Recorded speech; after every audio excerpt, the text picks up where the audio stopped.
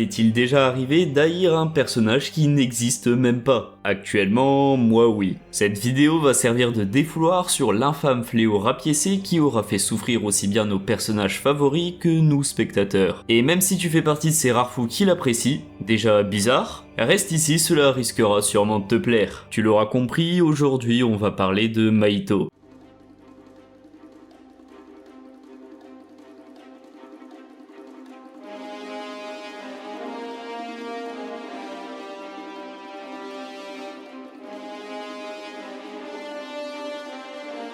Je pense que le minimum c'est de remettre un peu qui il est, même si ça m'enchante pas vraiment. Introduit après la mort de Yuji, il sera l'antagoniste principal pendant l'arc centré sur notre petit duo, qui enquête sur de mystérieuses morts, dont on notera un détail très reconnaissable sur les victimes, elles n'ont pas été blessées mais simplement déformées. La traque qui suivra mènera à des fléaux qui nous permettront d'aussi bien voir les progrès de Yuji, parce que oui on l'a seulement vu voir des films, donc mesurer son évolution était un peu compliqué, mais aussi de faire la connaissance avec un personnage qui sera très apprécié, Kento Nanami, ainsi que son sort qui lui permet basiquement d'infliger des coups critiques en visant aux bons endroits, simple mais très efficace pour ce cogneur en costard. Les fléaux n'auront aucune chance. Attendez, j'ai dit fléaux? Autant pour moi c'était des êtres humains. Ils avaient tout simplement été victimes du sort de Mahito, un jeune fléau ayant la capacité d'altérer les âmes et donc le corps de ses victimes. Donc oui, ce qui a tué les personnes dans le cinéma était ce fameux fléau, mais aussi le fait d'avoir une âme pas adaptée à leur propre survie. Selon vous, qu'est-ce qui effraie le plus les hommes? Les légendes urbaines, les catastrophes naturelles ou même les arbres?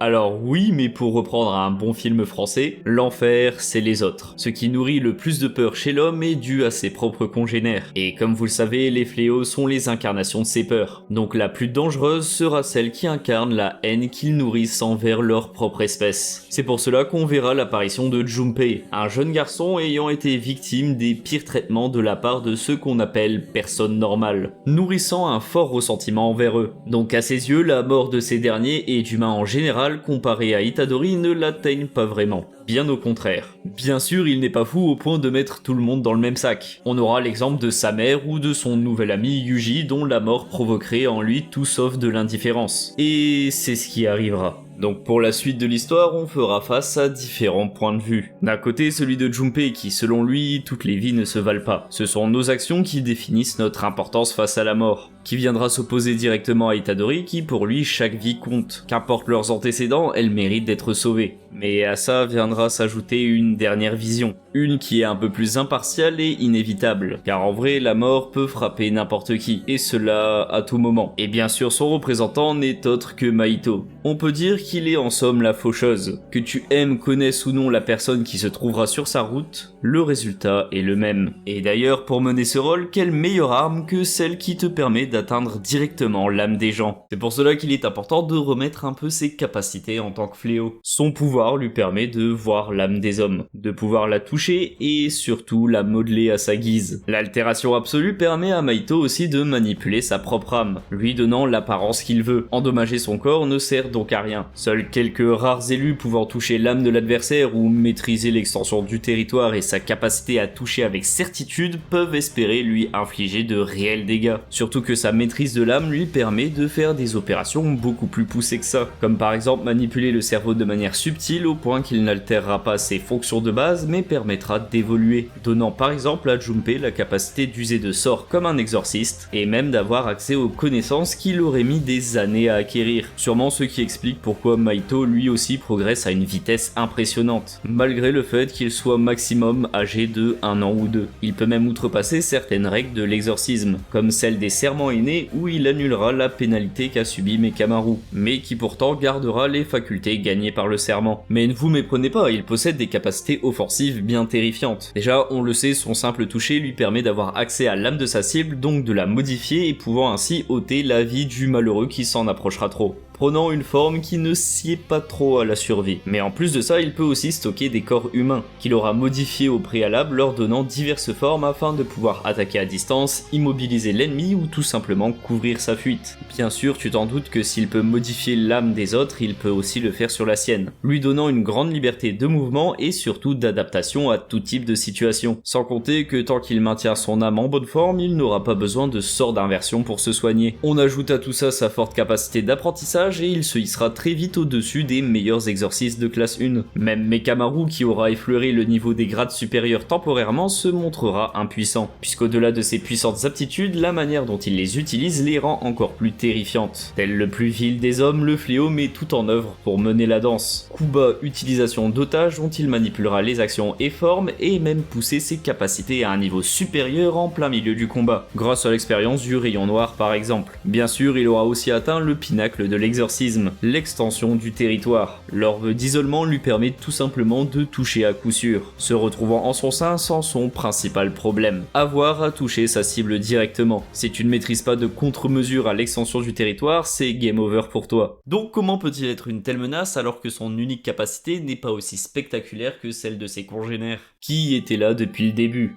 L'âme ou le corps? Oui, c'est une question très œuf ou la poule, mais en tout cas, Mahito a un avis bien tranché. C'est l'âme, car selon lui, l'être humain n'a pas de cœur. Enfin, je parle de celui métaphorique, car d'après lui, les émotions proviennent de l'âme, mais c'est un système beaucoup trop mécanique pour être comme le fameux cœur qu'on se représente. Vous savez, celui qu'on prône qui nous séparait de l'animal. Bien sûr, cette vision de l'âme n'est pas présentée comme vérité immuable au sein de l'univers de Gege Akutami. Il pourra d'ailleurs être remis en cause par certains individus ayant déjà expérimenté sur le sujet. Avec cette vidéo, j'aurais déjà traité des 3 personnages les plus à même de témoigner sur le sujet. Il serait peut-être temps d'en faire une conclusion. Mais cette vision que possède Mahito en dit long sur sa conception du monde. Cette fonction mécanique innée de l'âme peut en fait s'apparenter à l'instinct. Cette chose qui nous pousse à manger si on a faim, dormir en cas de fatigue et tuer si l'envie nous en prend. Eh bien, c'est comme ça que vit le fléau qui les manipule. S'il fait tout ça, ce n'est que par pur instinct. Pourquoi s'amuserait-il à modifier au maximum le corps des pauvres humains qu'il rencontre? Tout simplement parce qu'il veut savoir. Pas de bien, pas de mal, si ce qu'il fait à nos yeux nous paraît horrible, c'est parce que c'est tout simplement un fléau. Et nous, on est de simples humains. D'ailleurs, pour notre plus grand plaisir, regardons les pires choses qu'il aura fait tout en regardant ce fameux sourire enfantin. L'un des pires pour moi aura été de faire pleurer la gentille Miwa, de par la mort de Mekamaru. Oui, il s'appelle en réalité Kokichi Muta, mais bon, qui l'appelle comme ça. Sachant que l'auteur lui-même apprécie l'inutile de l'école de Kyoto, vous comprendrez que face à Mahito, personne n'est à l'abri. Notamment Junpei qui l'aura manipulé pour son plaisir d'expérimenter ses propres pouvoirs, ainsi que sa compréhension du genre qu'il a créé, tout en ayant en tête d'aider les plans de Kenjaku. Ce qui inclura donc de se servir de la mort de sa mère pour y introduire un doigt de Sukuna au sein de l'école, afin de pouvoir s'y infiltrer et récupérer les autres, avec en bonus les fœtus maudits. Donc oui, le massacre de Shibuya par Sukuna est dû en partie au fait que Mahito a torturé un lycéen. La mort de Junpei était loin de suffire, vu que juste après il ira tenter de tuer aussi Nanami. Lorsqu'il activera son extension du territoire, on avait déjà son flashback de lancer. Personnellement, je faisais déjà mon deuil. Bien qu'on l'ait pensé hors de danger pendant un temps, c'était déjà acté. Notre cher exorciste de classe 1, lessivé par ses nombreux combats ne rêvant que des plages de Malaisie, se verra désassemblé sous les yeux de son protégé. Et si vous pensez qu'il s'arrêtera là, oh que non.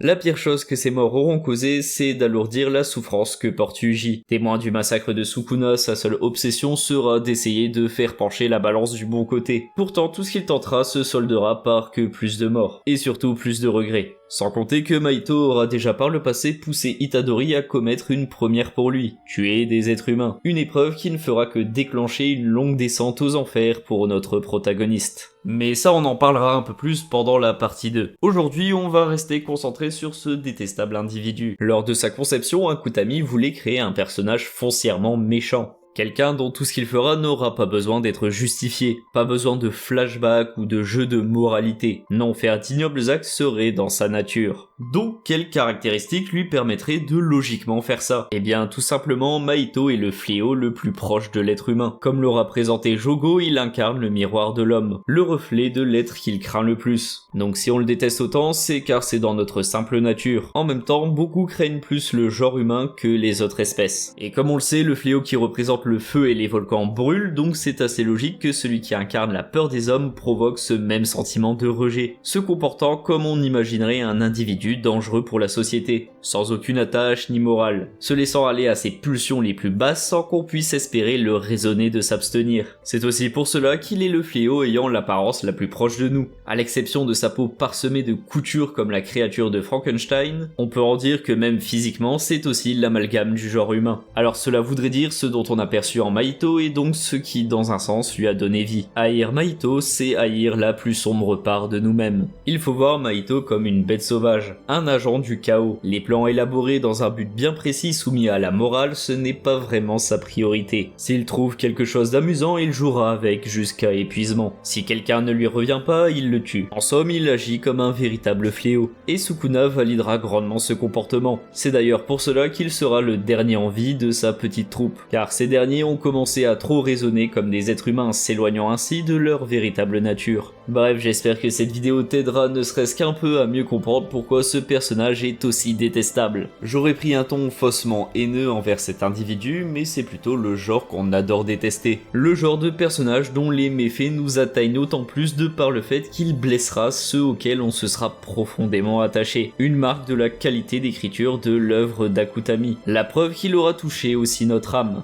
Mais bon, ces événements sont un peu présentés comme une forme de loi de la nature. Elles se verront peut-être vouées à se voir contrebalancées. Rendez-vous pour la suite.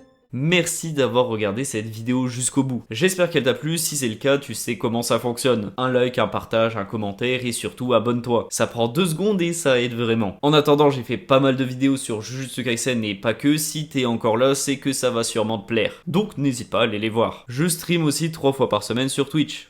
Donc n'hésite pas à passer, c'est vraiment l'occasion de discuter. Surtout qu'en ce moment, tous les jeudis, on regarde l'épisode de Jujutsu. Bref, à la semaine prochaine et... j'ai pas d'idée.